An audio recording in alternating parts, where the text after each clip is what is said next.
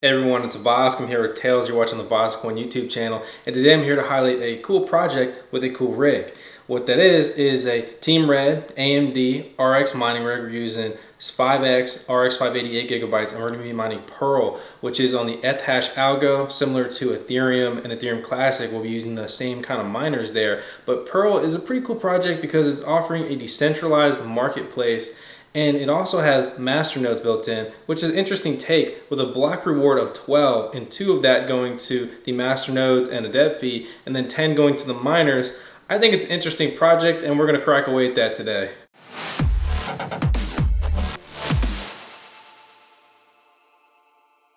Today's going to be a speed build, and what exactly do I mean by that? Well, this board is a legacy board from one of our Trio mining rigs. If you don't know what that is, dig back to our channel, especially in our mining updates that we give every month. And on it, we've got a G4400 as our CPU. Crucial Ballistics 2400 4GB RAM, and our preferred Gigabyte Z270p D3 motherboard, which is a specific video showing everyone how to run at least 7 cards off of this motherboard. On this mining rig, we're running 2 server power supplies. You would actually be able to run this rig with 6 cards with just the 1200 watt server PSU we have here. However, to make sure that this rig can also run on 120 volt, we added a second 750 watt server PSU. Also, by adding the second power supply, you get a mining rig that's running a little quieter and a little bit cooler. On the actual frame, we're running the version 8S PCIE Risers. We got these off Amazon from the Explomo seller. What's really cool about these is that they can be powered by SATA, Molex, or PCIe, really giving you a wide range of options and allowing you to not use the cheap China quality SATA adapters that you commonly see on the standard PCIe riser rigs. For the actual cards, we have 3 MSI blowers. They all 3 have Samsung memory, and then we got 2 Red Devils that have a mix of Hynix memory inside of them. On that, we're going to be mining PIRL today. A lot of people talk about mining Ethereum, Ethereum Classic, but I wanted to take a different direction, highlight a smaller project. Another feature I like about these risers is the fact that they mount sideways onto the board as opposed to mounting vertically. If you see what I mean right here, that allows some unique configurations and sometimes better wire management on your rig build. So you're probably wondering, Vosk, why are you showing us a built rig on a rig build video and it's not even mining? That's a great question, man, and thanks for stopping in and asking that. The reason is just that I'm trying to improve the audio quality for you guys and just get rid of that constant humming or hissing in the background. So I know the audio is not going to be perfect in this video, but that's why the rig is off. So now I'm going to go ahead and bring you over to the screen capture side to bring you inside of this rig. We're going to remote in and get it set up and hashing away on PIRL. A couple notes I forgot to touch on, so I just grabbed the camera off the tripod here. But we are using PCIe splitters on this card because it's requiring a 8-pin and a 6-pin, whereas the MSI cards are only requiring an 8-pin. And a very important piece is we're using a ATX adapter, PSU adapter. So what this does is it connects, it goes into one output on the server PSU, and it supplies our motherboard with power and CPU. So I covered the basics of that mining rig, and if you're wondering how to build a mining rig in-depth guide, I have a ton of guides. Here's a beginner guide where I talk about a lot of beginner stuff. This DIY crypto mining guide, I try to put a lot of effort into the actual pieces that go into it and just my 2 cents on a lot of subjects. And we're going to be using SMOS for this mining rig build. And I have a video right here, the easiest mining software OS. I talk about how to flash the USB drive if you're not familiar with that in this video. I like it because, here we go, boom, music to my ears, baby. ASIC resistant. Well, we're going to find out just how ASIC resistant they are very soon. So I'm very interested to see how that all plays out, and that's why I chose to highlight them in today's video. If you're wondering about the wallet, you've got pretty much 2 options. You can get our wallet, it's going to open this page, and you can grab it for Mac or Windows. In our experience, this has been a good wallet.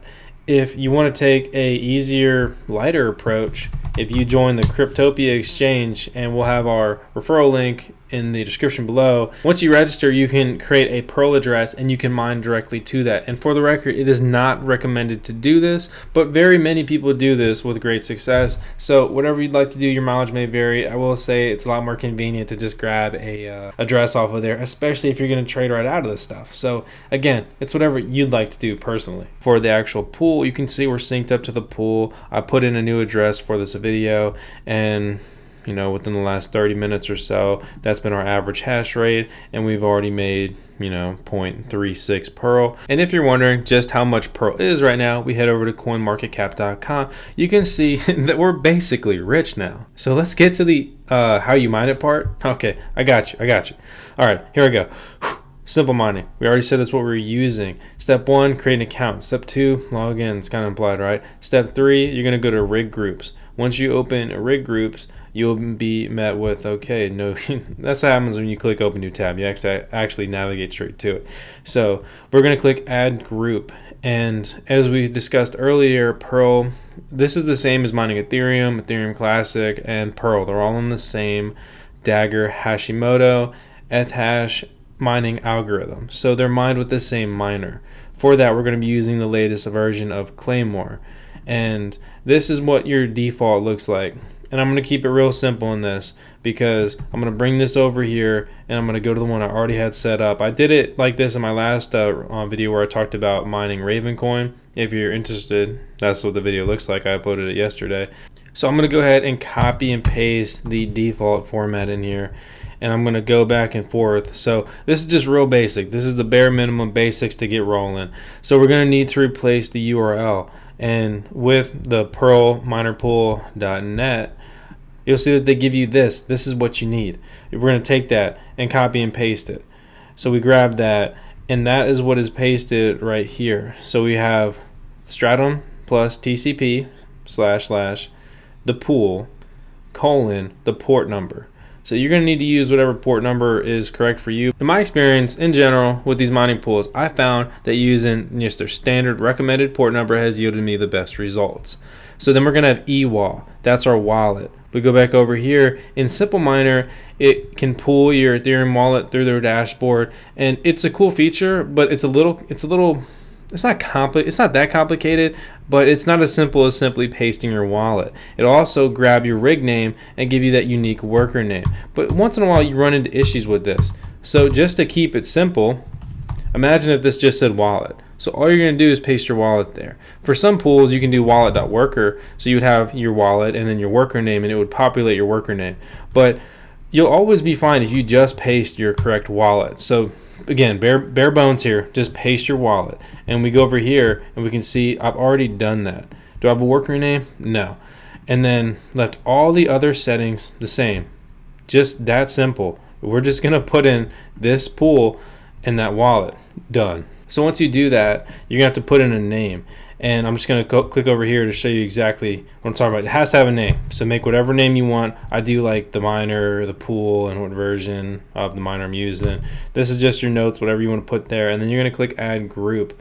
Once your group is added, you're going to go back over to your rig list. And you're going to have all these rigs here because you're such an awesome miner and gamers hate you, right? Right? Am I right here? Yeah. And we're going to click assign group. Once we go here, we have our whole list of all the groups we have. This is the miner I made for this, Claymore, 11.6 version, PIRL, the coin, and the pool, miner pool. And then you can click reload or reboot. I always find it's better to just do reboot. I also noticed that as opposed to mining Ethereum, at least for me in this situation, I had to turn the overclock down a little bit. So I was at 2050 memory. I had to put it down to 200 because for some reason one of the cards was crashing. And this is pretty basic overclock settings. 1100 core can be an issue for some cards, so maybe start at 1000, 1050 and work your way up in 25 increments. And then memory, this is a little high for some cards too, but this is getting me good results, and 900 is a pretty standard undervolt there. Your fan speed is going to depend on your situation here, whatever keeps your card cool. Again, this is the minimum fan speed and your target temp. I would just leave your power stage at 6, optimal results there normally. And that's the basics of overclocking. And again, just, my experience, I had to tune that memory clock down just a little bit with PIRL. So we click off of that and we go to our console. Over here, we can get a readout of what's going on. You can see our total hash rate. We can get a breakdown of the miners and that we're hashing away. And just to cross-reference with the pool, we come over here and you see we are still actively hashing away. And guys, it's really this simple to get mining. I mean, come on, how simple was this? Building the rig is not a daunting task. Whether you should build a rig or not, I'm not here, trying to shill mining and mining rigs. I don't want to come off that way. I'm just here to try to relay some knowledge and create some stuff that I would have loved to have when I got into mining.